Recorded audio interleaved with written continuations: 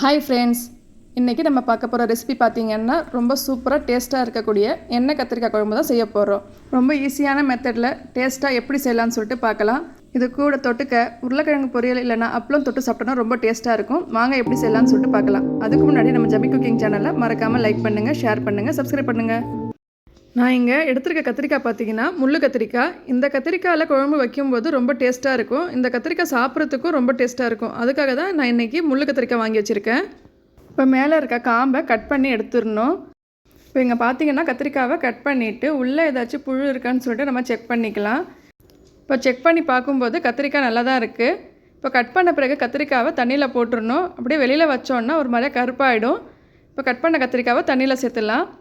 இதே மாதிரி இருக்கிற எல்லா கத்திரிக்காயும் கட் பண்ணிவிட்டு செக் பண்ணிவிட்டு தண்ணியில் சேர்த்துடலாம்.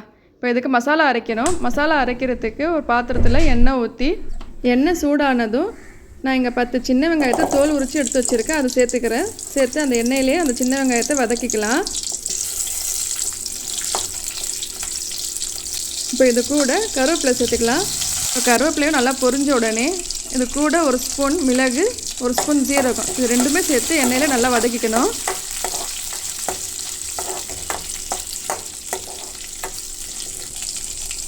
இது கூட துருவி வச்சுருக்க தேங்காவை சேர்த்துக்கிறேன். தேங்காய் சேர்த்து அதுவுமே அந்த எண்ணெயிலே நல்லா வதக்கணும்.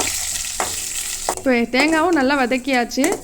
அடுத்து இதில் மிளகாத்தூள் சேர்க்கணும். மிளகாத்தூள் சேர்க்கும்போது ஸ்டவ்வை ஆஃப் பண்ணிவிட்டு அந்த ஹீட்டிலேயே அந்த மிளகாத்தூளை வதக்கிக்கோங்க. ஸ்டவ் ஆனில் இருந்துச்சுன்னா கருகிடும். அதுக்காக தான் ஸ்டவ்வை ஆஃப் பண்ணிவிட்டு மிளகாத்தூளை சேர்க்கணும். இப்போ எல்லா மசாலாவும் நல்லா வதக்கியாச்சு. இதை ஆறின பிறகு மிக்ஸி ஜாரில் சேர்த்து நல்லா பேஸ்ட்டாக அரைச்சி எடுத்துக்கலாம். இப்போ நம்ம அரைச்சி வச்சுருக்க மசாலாவை கத்திரிக்காய் பாதி பாதியாக கட் பண்ணி வச்சுருக்கோம்ல, அதுக்குள்ளே வைக்கணும். இந்தமாரி வச்சு அந்த கத்திரிக்காவை எண்ணெயில் வதக்கும்போது அந்த மசாலாலாம் அந்த கத்திரிக்காயில் இறங்கி சாப்பிடும்போது டேஸ்ட்டு நல்லாயிருக்கும். இப்போ கட் பண்ணி வச்சுருக்க எல்லா கத்திரிக்காயிலையும் இந்த மசாலா வச்சாச்சு. இப்போ இதை எண்ணெயில் போட்டு நல்லா வதக்கி எடுக்கணும்.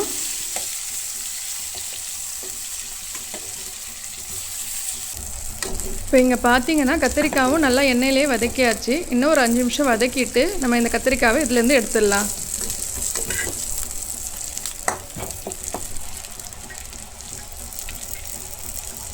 இப்போ குழம்பு செய்கிறதுக்கு புளியை ஊற வச்சுருக்கேன். நான் 1/2 மணி நேரத்துக்கு முன்னாடியே புளியை ஊற வச்சுட்டேன்.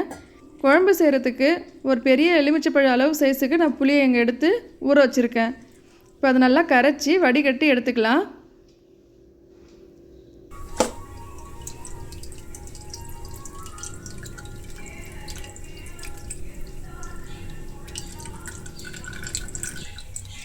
இப்போ கரைச்சி வச்சுருக்க புளியில் 1 ஸ்பூன் மிளகாத்தூள், 2 ஸ்பூன் குழம்பு மிளகாத்தூள், இது ரெண்டுமே சேர்த்துக்கிறேன். சேர்த்துட்டு தேவையான அளவுக்கு கல்லுப்பு சேர்த்துக்கிறேன். சேர்த்துட்டு இது எல்லாமே நல்லா மிக்ஸ் பண்ணி எடுத்து வச்சுக்கலாம்.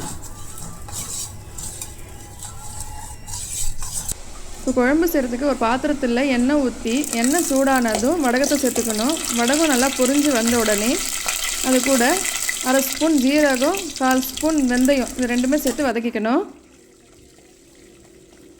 அடுத்து உரித்து வச்சுருக்க பூண்டை சேர்த்துக்கலாம். பூண்டை சேர்த்து அந்த எண்ணெயிலே நல்லா வதக்கணும். அடுத்து சின்ன வெங்காயத்தை சேர்த்துக்கிறேன். நான் இங்கே ஒரு 15 சின்ன வெங்காயத்தை கட் பண்ணி வச்சுருக்கேன். அது இதில் சேர்த்துக்கிறேன். சேர்த்து நல்லா அந்த எண்ணெயிலேயே சின்ன வெங்காயம் வதக்கணும். கூட கருவேப்பிலை சேர்த்துக்கலாம். சேர்த்து இது நல்லா பொன்னிறம் வர வரைக்கும் வதக்கிக்கலாம். வெங்காயமும் நல்லா வதக்கியாச்சு. இங்கே 2 தக்காளி கட் பண்ணி வச்சுருக்கேன். அது சேர்த்துக்கிறேன். சேர்த்து அந்த தக்காளியும் எண்ணெயிலே நல்லா வதங்கணும்.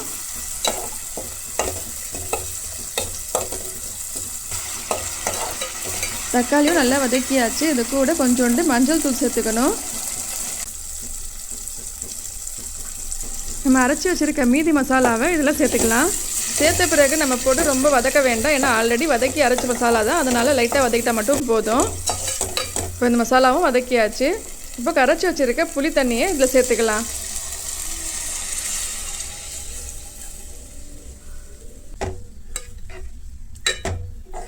இப்போ இந்த குழம்பு ஒரு 5 நிமிஷம் கொதிக்கட்டும்.